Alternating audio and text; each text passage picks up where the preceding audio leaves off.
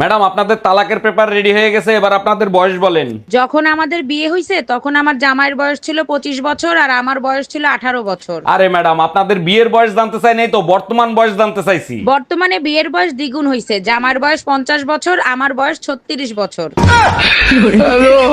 সোনা দিয়া বান্ধাইয়াছি ঘর। অরুণ ভাই, কোন সোনা দিয়ে ঘর বান্ধাইছেন সেটা তো বলবেন। আরে ভাবি, ওই যে সোনার পাশে যে কালো কালো দড়ি থাকে না, সেই দড়ি দিয়া। কি হয়েছে অরুণ ভাই? আজকে ভাবি আবার আপনার সাথে ঝগড়া করছে? আর ভাবি বলেন না, ভারী অশান্তিতে আছি, কি করি বলেন তো। আচ্ছা অরুণ ভাই, কি নিয়ে ঝগড়া করে সেটা কি একবার খুঁজে দেখছেন? দেখছি, মেয়েদের ঝগড়া করার জন্য কোনো কিছুর দরকার হয় না, শুধু একটা স্বামী দরকার। ভাইজান, কালকে আপনার দোকান থেকে 15,000 টাকা দিয়ে একটা শাড়ি নিছি, শাড়িটা আমার হাজবেন্ডের পছন্দ হয় নাই, পাল্টাতে হবে। ম্যাডাম আপনি এক কাজ করেন, ম্যারেজ বিউরোতে চলে যান, ওখানে সুন্দর সুন্দর ছেলে পাওয়া যায়। আরে ভাই, আমি শাড়ি পাল্টাতে আসছি, সুন্দর সুন্দর ছেলে দিয়ে কি করব? আরে ম্যাডাম, আপনি হাজবেন্ড পাল্টাতে পারবেন, শাড়ি পাল্টাতে পারবেন না। হ্যালো, হ্যাঁ বলো। আজ তুমি পালাবা বললে, যাবো কি করে? ঘরে তো দাদা তালা মেরে দিয়েছে, তাই আমি যেতে পারবো না। কি? ওই গুড্ডা ডিরাম ঘরে তালা মেরেছে? ওই ঘরের তালা ভাঙবো, তোমায় আমি আনবো। অত্যাচারী ভাইয়ের শাসন মাথা পেতে নেব না, তোমার আমার প্রেম দিদা যেতে দেব না। তুমি জানো, দাদা বলছে তোমার স্বভাব চরিত্র খারাপ। কি? আমার স্বভাব চরিত্র ফুলের মতন পবিত্র। তোমার ভাই কেমনে জানলো আমার চরিত্র বিচিত্র?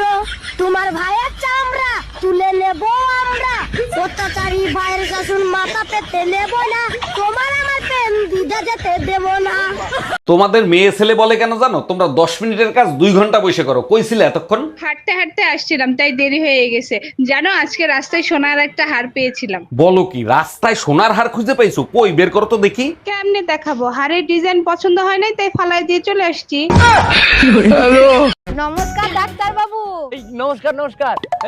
বলুন কি কি কি হয়েছে? আরে কিছুই হয়নি ডাক্তার বাবু, আমরা শুনেছি নাকি আপনি যে রোগের ওষুধ নেই সেই রোগও ঠিক করে দেন। আরে হ্যাঁ হ্যাঁ, আমার কাছে এমন কোনো রোগ নেই যে ঠিক হবে না, আমি সব রোগ ঠিক করে দিই। হ্যাঁ তাই নাকি? যে রোগ কোনো ডাক্তার ঠিক করতে পারে না, সবাই হাত তুলে দেয়, সেই রোগ আমি ঠিক করি। যত রোগই থাকুক আর কি, সব আমি ঠিক করি। কিন্তু ডাক্তার বাবু, আমি না একটা কথা কিছুতেই বুঝতে পারছি না, যে রোগ কোনো ডাক্তার ঠিক করতে পারে না সে রোগ আপনি ঠিক করেন কি করে? কি করি আবার? রুগীকে বিষ খাইয়ে দিই, না খাইবি রুগী, না খাইবি রোগ, একবারে যারা যাবটা। পালিশে পালিশে পালিশে দাদা না।